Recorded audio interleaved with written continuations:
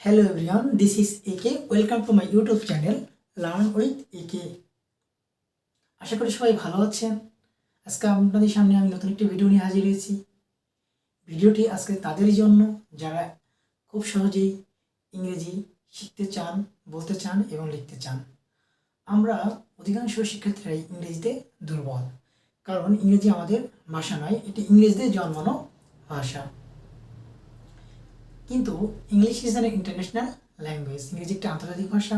এটা আমাদের ব্যক্তি জীবন এবং আমাদের সামাজিক জীবন এবং আমাদের অর্থনৈতিক জীবন, প্রত্যেকটা জীবন এবং আমাদের কর্মজীবন এর সাথে রিলেটেড। সো যারা একদম ইংরেজিতে দুর্বল এবং আপনারা বুঝতেছেন না কীভাবে আপনারা কোথা থেকে ইংরেজি শেখা শুরু করবেন, তাদের জন্য আজকের এই ভিডিওটি।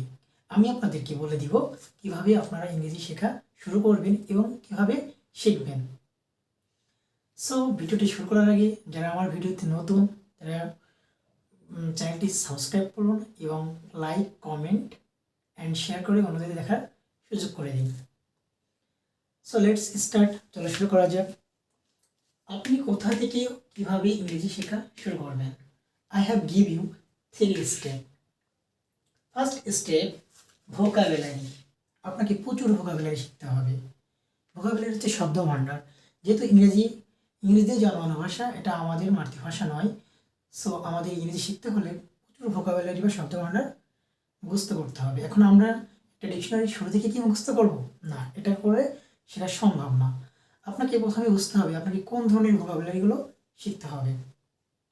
সো আপনাকে ভোকাবুলারি শিখতে হলে ফার্স্টে আপনাকে শিখতে হবে ভার্ব। যেহেতু ইংরেজিতে সেন্টেন্সের প্রাণী বলা হয় ভার্বকে, এবং ভার্ব জানলে খুব সহজেই সেন্টেন্স মেক করা যায়। সো আপনাদের কোন ভার্বগুলো মুখস্থ করতে হবে? আমাদেরকে মুখস্থ করতে হবে এইচবি, হেল্পিং ভার্ব, অর্থাৎ এইচ এ হেল্প, বিতে ভার্ব, সাহায্যকারী ভার্ব। এখানে am, is, are, was, were. Am is are present tense, was আর পাস্ট টেন্স। এছাড়াও সাহায্যকারী ভার্ব রয়েছে modal auxiliary, can, could, shall, should, will, would, may, might, used to, need to, dare to, ought to, have to, had to. এগুলো কি বলা হয়? Model auxiliary. এই সাহায্যকারী ভার্ব অর্থাৎ হেল্পিং ভার্ব বাদে যে ভার্ব আছে সেটা হচ্ছে প্রিন্সিপাল ভার্ব। সো আমাদের এই প্রিন্সিপাল ভার্বগুলো মুখস্থ করতে হবে। আমি এখানে এক্সাম্পল হিসাবে একটি প্রিন্সিপাল ভার্ব রেখেছি গো। গো মানে যাওয়া। প্রিন্সিপাল ভার্বের 3টা ফর্ম হয়। একটা হচ্ছে তার প্রেজেন্ট রূপ, একটা হচ্ছে তার পাস্ট রূপ, একটা হচ্ছে তার পাস্ট পার্টিসিপেল। অর্থাৎ আমরা সংক্ষেপে মনে রাখার জন্য V1, V2, V3 ইউজ করি। এছাড়াও একটা ফর্ম রয়েছে যেটাকে বলা হয় আইএনজি ফর্ম। সো ওটা জানার দরকার নেই এখন। তো আমাদের এই যে ভার্বের যে 3টা ফর্ম, একটা হচ্ছে গো, একটা হচ্ছে ওয়েন্ট, একটা হচ্ছে গন। গো মানে যাওয়া, ওয়েন্ট মানে গিয়েছিল, অর্থাৎ এটা প্রেজেন্ট, এটা পাস্ট। আরেকটা হচ্ছে গন। এই গন হচ্ছে অনেকটা ল্যাংড়া ভার্বের মতো, অর্থাৎ প্রতিবন্ধী ভার্বের মতো। এটা সাহায্যকারী ভার্ব ছাড়া এটা সরাসরি সেন্টেন্সে ব্যবহার হতে পারে না। অর্থাৎ এটা ব্যবহার করতে হলে হেল্পিং ভার্বের সাহায্য প্রয়োজন হয়। এই জন্য আমি এটাকে অনেকটা প্রতিবন্ধী ভার্বের মতো বলছি। সো আপনাকে এই প্রথমে এই ভার্বগুলো মুখস্থ করতে হবে, এবং আপনি কিভাবে কোন ভার্বগুলো খুব সহজেই মুখস্থ করবেন এই সম্পর্কিত আরেকটি ভিডিও দেওয়া হবে এই চ্যানেলে। আপনারা সেটা দেখিয়ে নেবেন। অর্থাৎ এই পরবর্তীতে ভিডিওতেই ভার্ব সম্পর্কিত ভিডিও ক্লাস নেওয়া হবে। সো ফার্স্ট স্টেপটা আমরা বুঝলাম, এবং সেকেন্ড স্টেপ হচ্ছে সাবজেক্ট। অর্থাৎ আপনাকে সাবজেক্ট চিনতে হবে। সাবজেক্ট কোনগুলো? সাবজেক্ট হিসাবে পার্সন ব্যবহার হয়, অর্থাৎ যেগুলো দ্বারা ব্যক্তি বা বস্তুকে বোঝায়।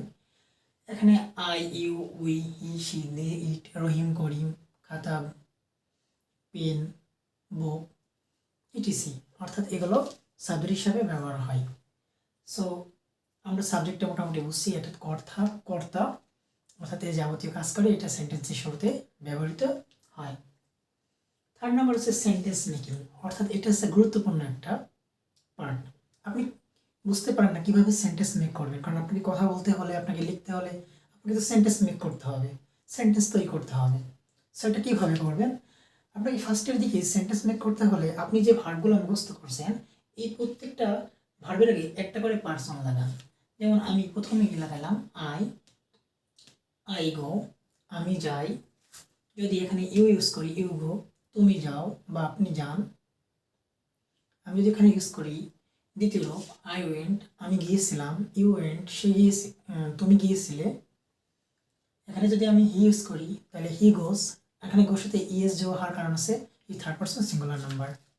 সো আপনি যে ভার্বগুলো মুখস্থ করবেন সেই ভার্বগুলোর আগে জাস্ট একটা করে পারসন ব্যবহার করেন। আপনাকে তাহলে কি করতে হবে, প্রথমেই আপনাকে ভার্ব মুখস্থ করতে হবে। এরপর আর রয়েছে অ্যাডভার্ব, অ্যাডজেক্টিভ, প্রিপোজিশন। এটা আপাতত মুখস্থ করার দরকার নেই, এটা আপনি আস্তে আস্তে করবেন যখন আপনি ভালোভাবে ইংরেজি শিখবেন। আপনি আগে ভার্ব দিয়ে শুরু করেন এবং আপনি এই যে ভার্বগুলো মুখস্থ করতেছেন তার আগে একটা করে পার্সন লাগে, একটি করে সেন্টেন্স তৈরি করেন। সেন্টেন্স তৈরি করার একটি সূত্র SVO, অর্থাৎ সাবজেক্ট ভার্ব অবজেক্ট। আপনি সাবজেক্ট ইউজ করেন, ভার্ব ইউজ করেন, অবজেক্ট অটোমেটিক চলে আসবে।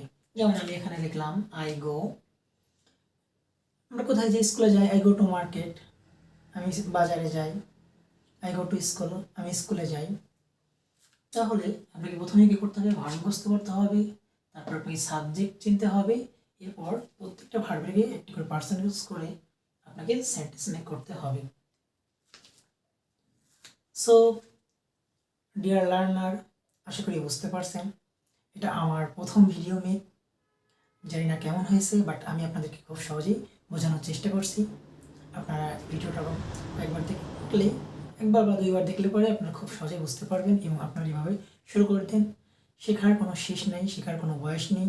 আপনি চেষ্টা করলেই খুব সহজে আপনি শিখতে পারবেন, বলতে পারবেন, লিখতে পারবেন। So I have give you so many important information in this class. I hope it will be benefit for you. So no more today. Stay good, stay healthy. Best wish for everyone. Bye bye. Tata.